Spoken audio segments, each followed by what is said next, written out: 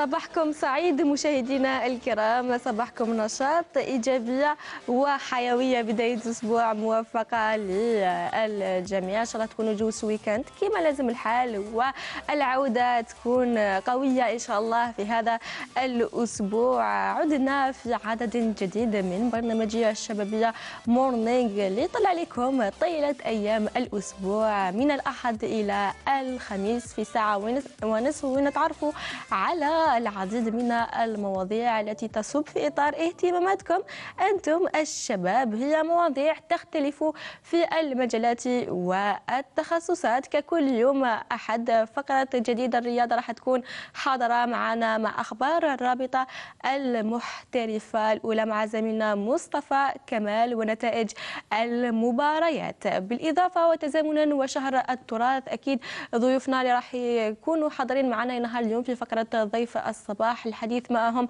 راح يكون حول كل ما يتعلق بحماية التراث أو الموروث الثقافي الجزائري، سواء كان ذلك الموروث مادي أو لا مادي، وهذا من خلال الأكاديمية الجزائرية للشباب وإحياء التراث. من جهة أخرى لما نقولوا تراث نقولوا سياحة ونقولوا تنوع يعني المناطق السياحية والتراثية في الجزائر القارة. هذه المرة سنتحدث ونتعرف معكم حول لجنة الثقافة والرياضة والسياحة والترفيه بالمجلس الأعلى للشباب والقافلة السياحية التي هي في صدد التحضير لها.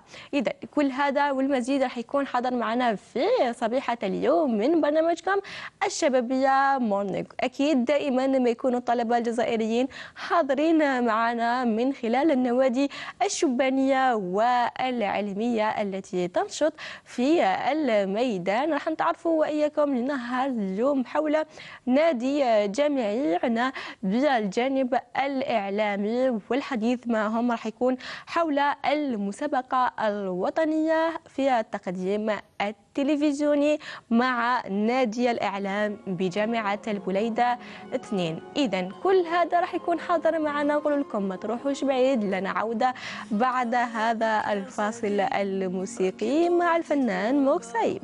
شديتي الحداد الليالي عليا وعلاش الغضبة، طال غيابك يا غزالي راكي طولتي في الغربة.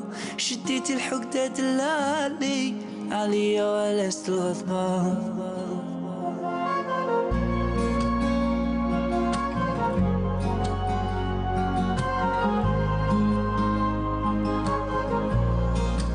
نسي اللي صرا بينك وبيني ياللي راكي ليا بعيدة، غير وليا حبيبك نحل صفحة جديدة. نسي اللي صرا بينك وبيني ياللي راكي ليا بعيدة، غير وليا حبيبك ونحلو صفحة جديدة. طال غيابك يا غزالي راكي طولتي في الغربة، شديتي الحداد الليالي عليا وعلاش الغضبة. طال غيابك يا غزالي راكي طولتي في الغربة، شديتي الحداد الليالي عليا وعلاش الغضبة. تيرارارارا تيرارارارا تيرارارارا تيرارارارا تيرارارارا تيرارارارا تيرارارارا.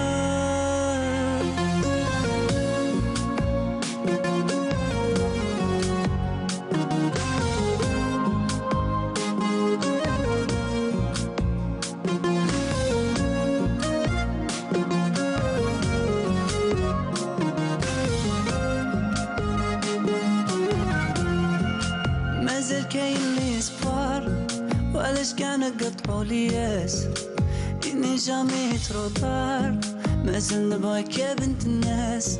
مازال كاين لي اسبوار وعلاش كان قطعوا لي ياس إني جامي تروطار، مازال نبغيك يا بنت الناس. طال غيابك يا غزالي راكي طولتي في الغربة، شديتي الحداد الليالي عليا وعلاش الغضبة. طال غيابك يا غزالي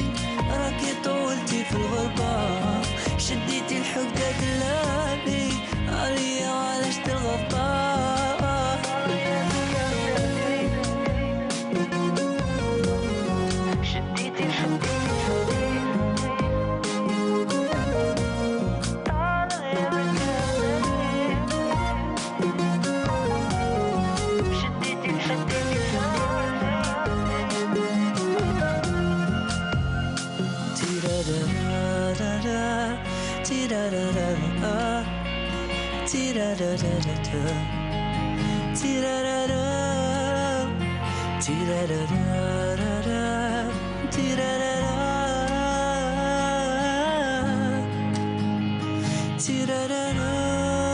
طاروا يا بكا غزالي، راكي طولتي في الغربة، شديتي الحكات الليالي عليا وعلاش الغضبة. طالع يا بكا غزالي، راكي طولتي في الغربة، شديتي الحكات الليالي عليا وعلاش الغضبة. طال غيابك يا غزالي هي غوبريز مع الفنان موك سايب. إذا مشاهدينا الكرام كانت بدايتنا بالموسيقى كالعادة. برنامج الشبابية مورنينغ يرافقكم طيلة هذه الصبيحة. إن شاء الله تستفادوا معنا ولو بمعلومة صغيرة. نذكركم أنتم الشباب اللي راكم تابعوا فينا أنه تقدروا تتواصلوا معنا، تكونوا حاضرين معنا كضيوف من خلال برنامج الشبابية مورنينغ أو من خلال مختلف برامج القناة. أيضا تقترحوا علينا مختلف المواضيع اللي راكم حابين تشوفوها عبر القناة الشبابية، وهذا من خلال الصفحة الرسمية للقناة على الفيسبوك والتي تعرض على الشاشة، أو حتى من خلال الصفحة الخاصة بالإنستغرام الشبابية تيفي. وأيضا اللي تقدروا تتواصلوا معنا أيضا من خلال البريد الإلكتروني rédaction tv6@untv.dz. ودائما ما نقول لكم أنه القناة الشبابية هي قناة كل الشباب الجزائري، فمرحبا بكم. إذا مشاهدينا الكرام نقول لكم الآن حان الوقت باش نتعرفوا وإياكم على أول ضيوفنا لنهار اليوم بعد هذا الفاصل.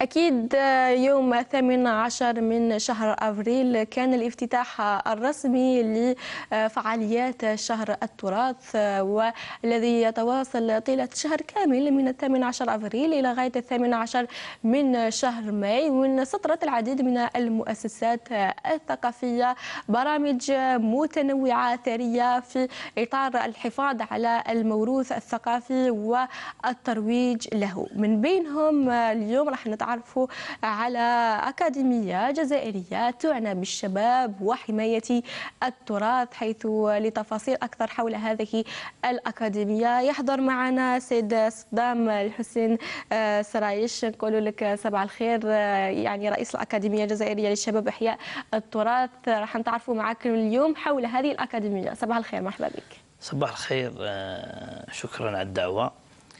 بمناسبة شهر التراث، وهو شعارنا دائما تراثنا هويتنا كجزائريين كغيورين على هذا التراث المتنوع. أنا الجزائر تعرف حضارات عديدة، يعني نفتخر بهذا الشق. يعني فيما يخص الأكاديمية الجزائرية للشباب وإحياء التراث، نعم. هي أكاديمية سياحية ثقافية تهتم في صلب مهامها على حماية التراث الثقافي كما أشرنا سابقا من خلال ندواتها، خرجاتها، إطاراتها المتواجدين عبر القطر الوطني في حماية التراث الثقافي. يعني جهود جبارة يبذلها إطارات الأكاديمية مع نخبة الدكاترة في إطار البحث العلمي لربط جميع القوى والنخب، يعني من أجل إبراز التراث الثقافي وإشراك جميع الفاعلين في الحقل الثقافي. الأكاديمية الجزائرية للشباب وإحياء التراث هي مزيج من الشباب، من النخب، من الإطارات التي تعمل يعني بقوة يعني خلال المدة الأخيرة وتكثيف جهودها في حماية التراث الثقافي والتعريف به، وكذا دفع بعجلة السياحة. هي أهم النقاط التي تركز عليها الأكاديمية في جانب تطور التكنولوجي، التعريف بالمواقع الأثرية. يعني راح يكون هناك برامج متعددة بحول الله في هذا الشأن إن شاء الله يا رب. أكيد محورنا لنهار اليوم هو دور المجتمع المدني في إحياء وحماية التراث، لكن قبل ما نفصلوا أكثر في شهر التراث ونشاطات الأكاديمية اللي سطرتها خلال هذا الشهر، لو تقدم لنا لمحة عن فكرة الأكاديمية، كيف جات وكيف جاتكم أنه فكرة أنه تكون هناك أكاديمية تعنى بالشباب والتراث في نفس الوقت، يعني الشباب هو يكون يمثل التراث ويحافظ عليه. هي حقيقة نحن كفاعلين يعني احنا متواجدين في الميدان منذ سنوات يعني، ولنا من الدراية والمعرفة ما نحمله من حب الوطن. احنا ربطنا بين الشباب والتراث لأنه التراث يحتاج إلى جهود، ما تبقاش يعني طبعا. واقع الثقافة في الجزائر تتركز إلا على القطاع الوزاري أو المؤسسة المتحفية. بتكاتف الجهود. هذا هو الشيء اللي احنا نعمل عليه، على تكثيف الجهود وحث يعني الرأي العام على حماية التراث الثقافي. وهذا احنا رانا نواكبوا تكنولوجيا الإعلام الحالية كدورها في ترقية التراث الجزائري وحمايته والدفع بعجلة السياحة الأثرية التي نحن كأكاديمية جزائرية للشباب وإحياء التراث نعمل على هذه النقاط لأنها تقوي الاقتصاد الوطني حقيقة. يعني كبرنامج الوجهة السياحية في الجزائر، يعني كتعريف بالثقافة الجزائرية والثقافة الجزائرية متعددة، تراث مادي لا مادي، يعني لنا حضارات، لنا تراث ثقافي متنوع يحتاج إلى جهود، يعني باش ما تكونش الجهد على أكاديمية أو وزارة أو مؤسسة متحفية. هنا ندعو جميع الفاعلين إلى التكاتف ضمن برنامج الأكاديمية لتطوير هذا التراث الثقافي ضمن فعالية شهر التراث. وما نبقاوش ننشطوا إلا في شهر التراث، احنا متواجدين على مدار السنة على كل حال. جميل. من أجل حماية التراث الثقافي جهودنا معروفة في الميدان من إطاراتنا. أصلا احنا في الأكاديمية طورنا البحث العلمي تاعنا بدكاترة مختصين في المجال، وبنبحثوا علميا من أجل إبلاغ الصورة يعني العلمية للنخب والكفاءات وإشراف الجزائر في هذا المجال. نعم، ولما قلت لنا يعني حول الجهود المتواصلة لحماية التراث الجزائري بشقيه يعني المادي واللامادي، كيف يظهر دور الأكاديمية في الحفاظ على هذا الموروث وتعزيز أيضا هذه الثقافة لدى الشباب الجزائري اليوم، أنه يحافظ على هذه الأمانة ويروج لها أيضا؟ احنا كأكاديمية جزائرية للشباب وحياة التراث سطرنا يعني مشاريع من ضمنها تقريب الشباب إلى هذا الشق الثقافي للتعريف بالتراث. يعني شكلنا لجان مختصة في المقاولاتية، في الاستثمار السياحي. احنا كانت عندنا وكالة سياحية مؤخرا مختصة في الترويج السياحي الأثري من أجل استقطاب هذه الكفاءات الشبانية حاملي المشاريع الثقافية السياحية. ربطنا بين الثقافة والسياحة من أجل إثراء هذه النقطة الهامة، من أجل منها حماية التراث الثقافي، التعريف به. يعني هذه المشاريع نلمس عديد النقاط من خلالها اللي نجسدها ميدانيا. اليوم الجزائر الجديدة تحتاج الى الملموس. احنا بعيدين على كل الشعارات، احنا متواجدين ميدانيا بمرافقه السلطات العليا البلاد. يعني هذا شكر جزيل منا يعني لكل المؤسسات المتعاونه، والحمد لله نقولها صراحه وحقيقه كمؤسسات اعلاميه وكمؤسسات ثقافيه كاين دعم كبير للجهود المبذوله في الميدان، خاصه المؤسسات الامنيه المعنيه بفرق حمايه الممتلكات الثقافيه التي تبذل جهود كبيره يعني بالتنسيق معنا ومعهم. حققنا نتائج ملموسه كثيره جدا في تصنيف المواقع، في استرجاع التراث، في حمايه التراث، يعني جهود الحمد لله. وهذا ما ندعو به السيد وزير الثقافه الى تكثيف الجهود اكثر واحتواء الاكاديميه، لانه برنامجها واسع وملموس في الميدان من اجل حمايه التراث الثقافي الذي يحتاج الى جهود كثيره. وبلادنا الحمد لله نلاحظوا في حركيه السواح، رانا نلاحظوا في مقاولاتيه كبيره في هذا المجال. اكيد، بما انه اشرت حول النقطه الخاصه بالمقاولاتيه، اليوم نشوفوا في العديد من الشباب حاملي الافكار والمشاريع في الجانب المقاولاتي، وين هذه المشاريع يختصوا في التراث سواء من خلال تطبيقات مختلفه ومن خلال يعني لي سيت ويب. هذه المشاريع وهذه الافكار اللي جسدها الشباب الجزائريه اليوم، يعني كيف تتواصلوا مع اولئك الشباب باش يقدموا الاضافه الاكاديميه وفي نفس الوقت يقدموا افكارهم المتميزه؟ هو حقيقة احنا كأكاديمية عبر المكاتب المتواجدة الوطنية واللجانها الوطني وهيكلها الوطني المتنوع، يعني هاد الشباب نقربوا منهم عبر الاتصالات يعني المباشرة أو عرض مشاريعهم أو عرض برنامج كأكاديمية من خلال نوادي وطنية سياحية أثرية ومقاولاتية في نفس المجال. جميل. من أجل إثراء التشغيل، لأنه سياسة التشغيل في هذا المجال كبيرة، يعني فيها طموحات كبيرة. الشباب يحتاج أيضا إلى ولوج عالم الثقافة والسياحة من أجل إبراز قدراته، يعني كاينة قدرات كبيرة في هذا الشق، وهنا كأكاديمية دائما نرافقوا ونشوفوا الشباب عندهم يعني مشاريع كبيرة نسهلوا لهم، وحاطين يعني هنا في العاصمة أو في ولايات أخرى خلية إصغاء دائما للمتابعة في هذا المجال بالتنسيق مع المؤسسات المعنية بالتشغيل، خاصة نعم البحث العلمي أو المؤسسات الشبابية، من أجل يعني تجسيد هذه المشاريع على أرض الواقع من أجل ثقافة وواقع ثقافة جزائري يعني ملموس. أكيد طبعا. وكنت أشرت في البداية سيد صدام الحسين سرايش أنه الأكاديمية تعمل على مشروع خاص بالسياحة الأثرية. لو نتحدث أكثر على هذا المشروع، كيف جات فكرته وما هي أهم المواقع الأثرية التي تعمل عليها هذه الأكاديمية؟ هو حقيقة مشروع الأكاديمية في الشق السياحي، لأنه طابعنا احنا كأكاديمي سياحي جميل. تعمل على سياسة الترويج للتراث، يعني ما نبقاوش محصورين في شق واحد ثقافي، ندمجوا أيضا الشق السياحي. احنا عملنا وكالة سياحية مختصة في هذا المجال من أجل الترويج ومن أجل استقطاب يعني هذو الناس اللي عندهم خبرة كبيرة في السياحة. يعني لقينا بزاف الناس الحمد لله عندهم رغبة كبيرة، منها احنا راح نحققوا شق التشغيل، يعني نفتحوا لهم باب المقاولات في هذا الشق ويخدموا ونحققوا تراث ثقافي محمي والتعريف به. وكذا ايضا النقطه الهامه اللي رانا نركزوا عليها يكون عندنا نوادي مختصه للتعريف يعني بالمناطق السياحيه، غير انه والله الاماكن السياحيه اللي في الجزائر غير مكتشفه عديده جدا. نعم. يعني كاينه متاحف ايضا مواقع اثريه سياحه متعدده جدا، وهذا ما يحاكي الثقافه الجزائريه تحتاج الى ديناميكيه، الى شباب يعني الى يواكبوا عصر التكنولوجيا من أجل إبلاغ الصورة عن الجزائر يعني وجهة ثقافية وسياحية التي نؤكد كأكاديمية من خلال مشاريعنا إن شاء الله اللي تكون في تمس عديد الولايات حتى النقاط الجنوبية بالتعريف بالتراث هذا وحمايته، تحقيقا لمشروعنا يعني اللي مسطرينه من سنة 2022 وهو الأمن الأثري السياحي بالجزائر. جميل جدا. بما أنه تكلمت لنا يعني على التنوع الذي تعرف به الجزائر القارة، دائما ما قلنا أنه الجزائر هي البلد القارة، في كل مرة نكتشف عادات تقاليد وثقافات مختلفة، يعني من الشمال إلى الجنوب ومن الشرق إلى الغرب.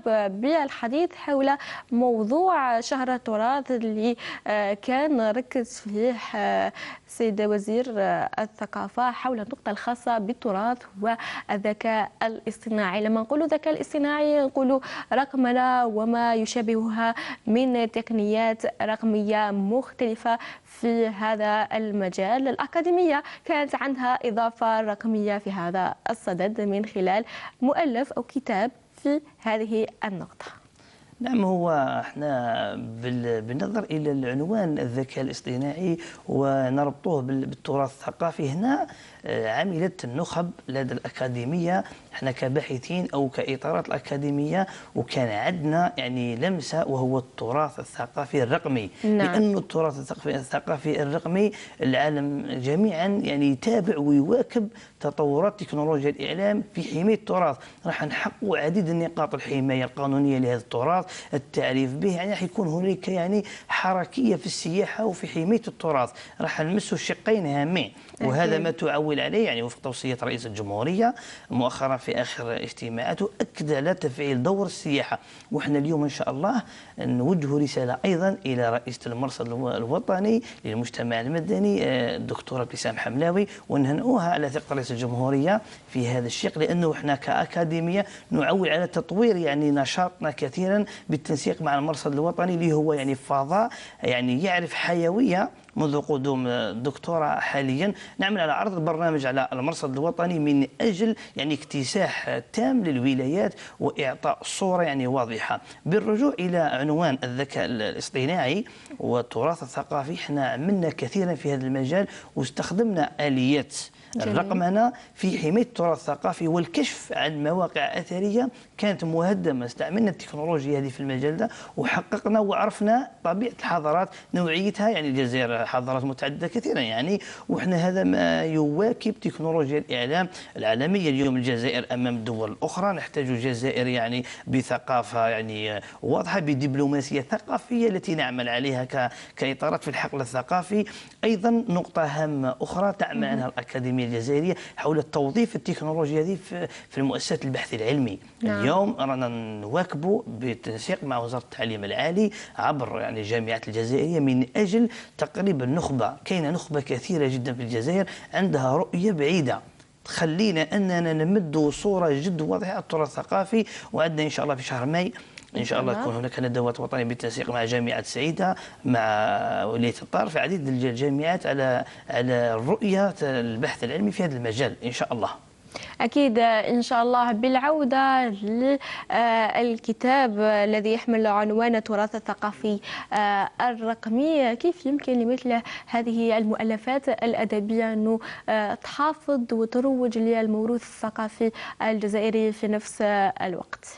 نعم، هو التأليف الحديث يعني اللي أصدر منذ 3 أيام تقريبا. جميل. مواكبة لشهر التراث، احنا حبينا نوثقوا يعني ونمدوا صورة على البحث العلمي في الجزائر، ونوثقوا التراث الثقافي وندخلوا عليه البحث العلمي الجانب الثقافي باش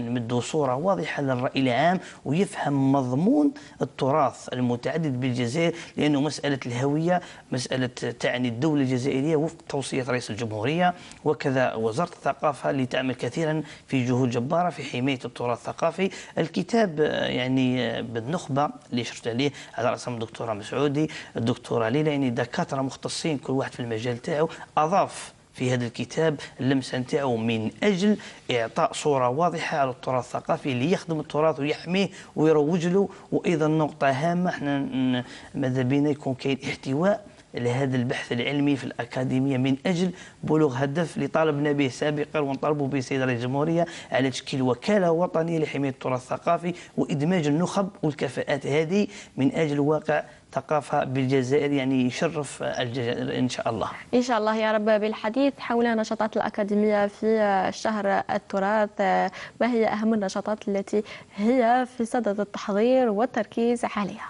بحول الله احنا عندنا تنسيق دائم مع المؤسسات الثقافية مع المؤسسات المعنية بشهر التراث. إن شاء الله راح يكون هناك لقاء في ولاية سعيدة إن شاء في الله. شهر ماي 4 ماي إن شاء الله، يواكب ويحكي على دور الذكاء الاصطناعي والتراث الثقافي الرقمي اللي يعالج ونوضحوا أكثر الصورة. عندنا كذلك في ولاية الطرف غدا إن شاء الله هنالك أيضا بالتنسيق مع مصالح الثقافة هنالك راح يكون أيضا إثراء لشهر التراث. وولاية قسنطينة ستعرف أيضا لقاء وطني هام بات نعني ولايات عديدة لنا برنامج مسطر كثيف في هذا المجال من أجل يعني حماية التراث الثقافي وإثراء شهر التراث لتقريب الصورة أكثر لدى الرأي العام وكذلك الفاعلين في الحقل الثقافي. إن شاء الله يا رب. أكيد الجولة راح تكون متواصلة حول مختلف المناطق ومختلف ولايات الوطن لترسيخ ثقافة الحفاظ على هذا الموروث الثقافي لدى الشباب الجزائرية. اليوم شكرا لك سيد صدام الحسين صرايش رئيس الأكاديمية الجزائرية للشباب وإحياء التراث. في الختام رسالة إلى مختلف الشباب لو يتابع فينا في هذه الصبيحة، شباب حاملي الأفكار والمشاريع في مجال الحماية وحماية الموروث الثقافي الجزائري. هو حقيقة نقطة جد هامة جدا، يعني نشكر القناة الشبابية على هذا الاحتواء الهام للنقاط هذه اللي تخدم الثقافة والتراث الجزائري على استقطاب الشباب حاملي الأفكار.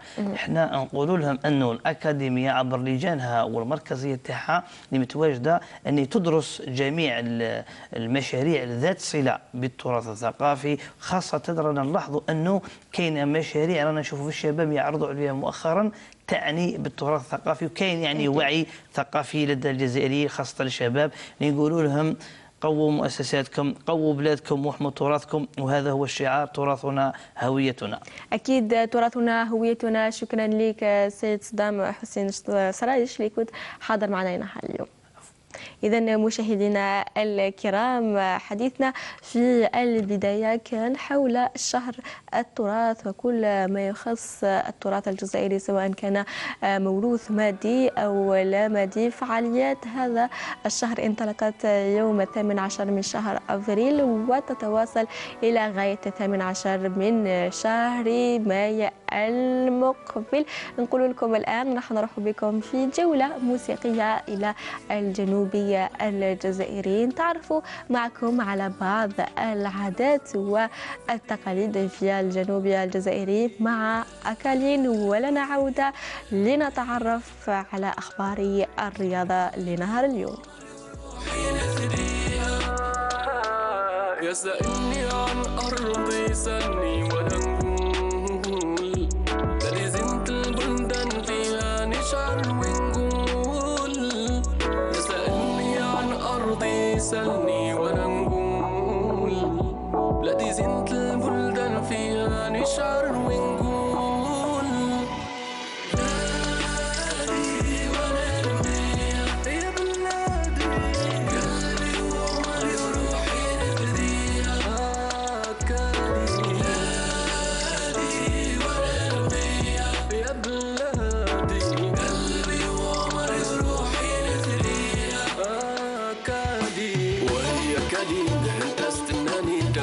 شيلاني يا كاري انت استرهاني ارهان ثمانين زغالتي مرهاني وهي كادين انت استناني تفوق شيلاني